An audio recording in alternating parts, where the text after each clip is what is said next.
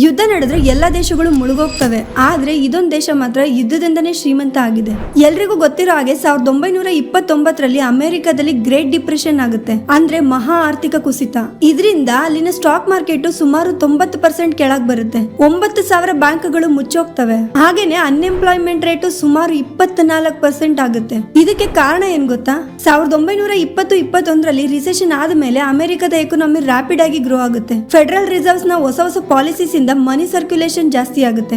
ಜನಗಳ ಕೈಯಲ್ಲಿ ದುಡ್ಡು ಬರೋಕ್ ಸ್ಟಾರ್ಟ್ ಆಗುತ್ತೆ. ಇದರಿಂದ ಜನಗಳು ಆ ದುಡ್ಡನ್ನ ಸ್ಟಾಕ್ ಮಾರ್ಕೆಟ್ ಅಲ್ಲಿ ಸ್ಪೆಕ್ಯುಲೇಟ್ ಮಾಡಕ್ ಸ್ಟಾರ್ಟ್ ಮಾಡ್ತಾರೆ. ಅಂದ್ರೆ ಬ್ಯಾಂಕ್ ಗಳ ಹತ್ರ ಸಾಲ ತರೋದು, ಶಾರ್ಟ್ ಟರ್ಮ್ ಗೋಸ್ಕರ ಸ್ಟಾಕ್ ಮಾರ್ಕೆಟ್ ಅಲ್ಲಿ ಇನ್ವೆಸ್ಟ್ ಮಾಡೋದು. ಈ ರೀಸನ್ ಇಂದ ಅಮೆರಿಕದ ಸ್ಟಾಕ್ ಮಾರ್ಕೆಟ್ ಕೇವಲ 5 ವರ್ಷದಲ್ಲಿ ಸುಮಾರು 500 ಪಟ್ಟು ಮೇಲೋಗ್ತಿದೆ ಅಂದ್ರೆ ಏನರ್ಥ?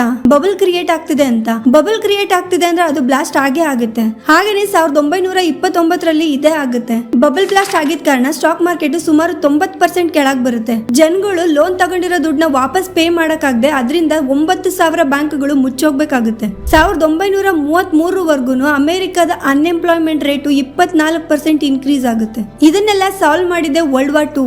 ಯಾಕಂದ್ರೆ ದೇಶಗಳಿಗೆ ಯುದ್ಧ ಮಾಡಕ್ಕೆ ಯುದ್ಧ ಸಾಮಗ್ರಿಗಳು ಬೇಕಿತ್ತು. ಅಮೆರಿಕ ಆ ಜವಾಬ್ದಾರಿನ ತಗೊಂತು, ನಾನು ಯುದ್ಧ ಸಾಮಗ್ರಿಗಳನ್ನ ನಿಮ್ಗೆ ತಯಾರು ಮಾಡ್ಕೊಡ್ತೀನಿ ಅಂತ. ಇದರಿಂದ ಅಮೆರಿಕದಲ್ಲಿ ಎಂಪ್ಲಾಯ್ಮೆಂಟ್ ಕ್ರಿಯೇಟ್ ಆಯ್ತು, ಮತ್ತೆ ಪ್ರೈವೇಟ್ ಇನ್ವೆಸ್ಟ್ಮೆಂಟ್ ಜಾಸ್ತಿ ಆಯ್ತು. ಒಂಥರ ಇವತ್ತು ಅಮೆರಿಕ ದೊಡ್ಡಣ್ಣ ಆಗಕ್ಕೆ ಕಾರಣನೇ ಈ ವರ್ಲ್ಡ್ ವಾರ್ 2 ಅಂತ ಹೇಳ್ಬೋದು.